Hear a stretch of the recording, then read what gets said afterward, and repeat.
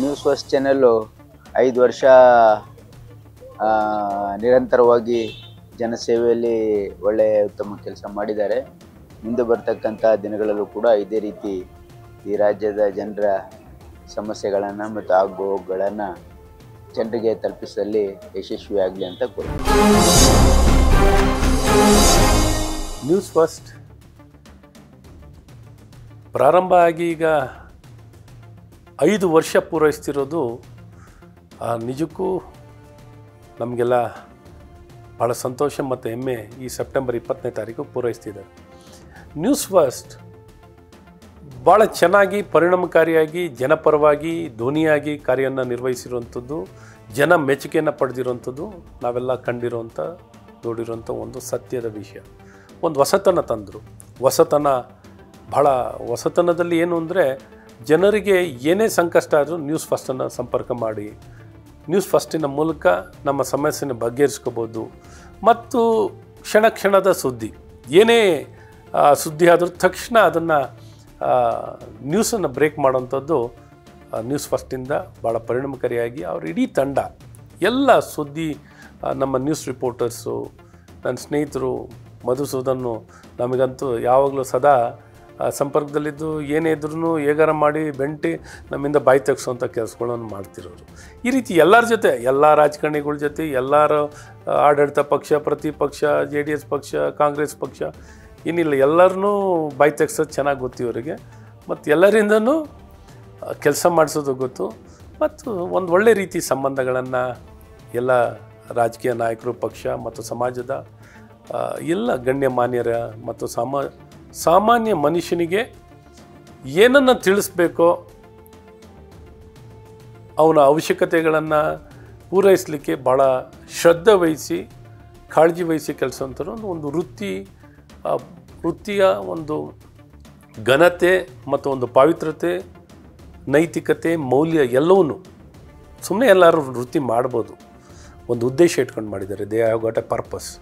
ಈ ಪರ್ಪಸ್ ಇಟ್ಕೊಂಡು ಮಾಡಿರೋವಂಥದ್ದು ನಿಜಕ್ಕೂ ಅದು ಅರ್ಥಪೂರ್ಣವಾಗಿದೆ, ಸುಮ್ಮನೆ ಮಾಡಿಲ್ಲ. ಸೊ ಹಾಗಾಗಿ ನಾನು ಇಡೀ ನ್ಯೂಸ್ ಫಸ್ಟನ್ನು ಸಂಸ್ಥಾಪಕರಾಗಿರೋ ರವಿಕುಮಾರ್ ಅವರಿಂದ ಹಿಡಿದು ಇಡೀ ನ್ಯೂಸ್ ಫಸ್ಟಿನ ಸಂಸ್ಥಾಪಕರು, ಇಡೀ ಮಾಧ್ಯಮದ ಪೂರ್ತಿ ತಂಡಕ್ಕೆ ನಾನು ಹೃದಯಪೂರ್ವಕವಾಗಿ, ತಾವೇನು 5 ವರ್ಷ ಪೂರೈಸ್ತಾ ಇದ್ದೀರಾ, ಹಾಗಾಗಿ ನಿಮಗೆಲ್ಲ ಹೃದಯಪೂರ್ವಕವಾಗಿ ನನ್ನ ಅಭಿನಂದನೆ, ಶುಭಾಶಯಗಳು ಕೂಡ. ಒಂದು ಒಳ್ಳೆಯ ಧ್ಯೇಯವಾಕ್ಯನ ಇಟ್ಕೊಂಡಿದ್ದಾರೆ.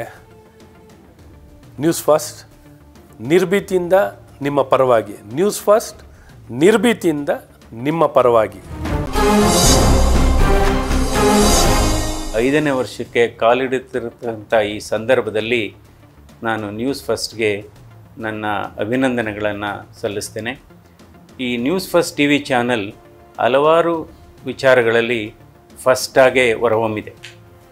ಲೀಡರ್ ಅನ್ನುವ ಪ್ರೋಗ್ರಾಮ್ನಲ್ಲಿ ನಮ್ಮ ಭಾರತ ದೇಶದ ಇದುವರೆಗೆ ಇರತಕ್ಕಂಥ ಎಲ್ಲ ಪ್ರಧಾನಮಂತ್ರಿಗಳನ್ನು ನಮ್ಮ ಜನರಿಗೆ ಪರಿಚಯ ಮಾಡತಕ್ಕಂಥ ವಿನೂತನವಾದಂಥ ಕಾರ್ಯಕ್ರಮವನ್ನು ಹಮ್ಮಿಕೊಂಡಿದೆ. ಯಾಕೆಂದರೆ ಇದುವರೆಗೆ ಎಷ್ಟು ಜನ ಪ್ರಧಾನಮಂತ್ರಿಗಳಿದ್ದರು, ಅವರ ಸಾಧನೆಗಳೇನು, ಅದರ ಪರಿಚಯವನ್ನು ಇವತ್ತು ನ್ಯೂಸ್ ಫಸ್ಟ್ TV ಚಾನಲ್ ಕೋಟ್ಯಾಂತರ ಜನರಿಗೆ ಪರಿಚಯ ಮಾಡಿರೋದು ಬಹಳ ವಿಶೇಷ.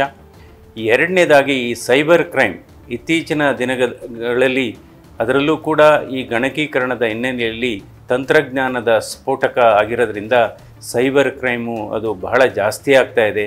ಇದರ ಬಗ್ಗೆ ಜನಜಾಗೃತಿ ಮೂಡಿಸುವಂಥದ್ದು, ಇದರ ಬಗ್ಗೆ ಮುನ್ನೆಚ್ಚರಿಕೆ ಜನರಿಗೆ ತಿಳಿಸುವಂಥದ್ದು, ಅದು ಕೂಡ ಒಂದು ವಿನೂತನವಾದಂಥ ಒಂದು ಕಾರ್ಯಕ್ರಮ ಅಂತ ಹೇಳ್ಬೋದು.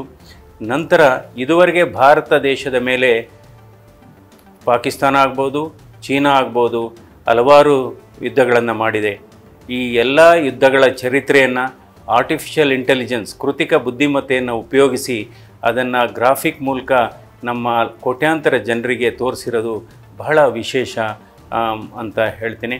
ಮತ್ತು ಇತ್ತೀಚೆಗೆ ನಡೆದಂಥ ಆಪರೇಷನ್ ಸಿಂಧೂರನ್ನು ಕೂಡ ಬಹಳ ಚೆನ್ನಾಗಿ ಉತ್ತಮವಾದಂಥ ಕವರೇಜ್ ಕೂಡ ತಮ್ಮ ಚಾನಲ್ ಮಾಡಿದ್ದೀರಿ.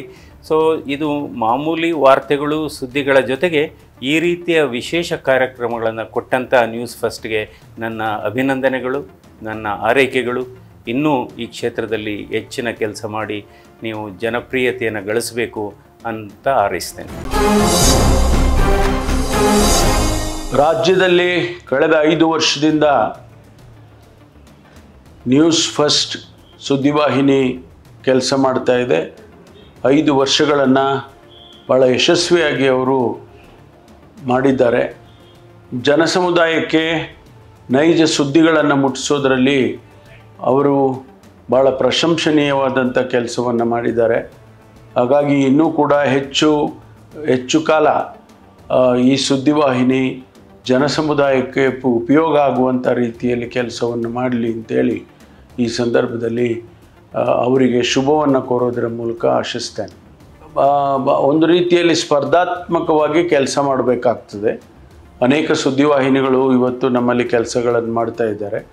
ಅದರಲ್ಲಿ ನ್ಯೂಸ್ ಫಸ್ಟ್ ಅವರು ನೈಜ ಸುದ್ದಿಗಳನ್ನು ಮುಟ್ಟಿಸೋದ್ರಲ್ಲಿ ಮತ್ತು ತ್ವರಿತವಾಗಿ ಮುಟ್ಟಿಸೋದ್ರಲ್ಲಿ ಭಾಳ ಯಶಸ್ವಿಯಾಗಿ ಕೆಲಸವನ್ನು ಮಾಡ್ತಾ ಇದ್ದಾರೆ ಅಂತ ಹೇಳಿ ನನ್ನ ಅನಿಸಿಕೆ.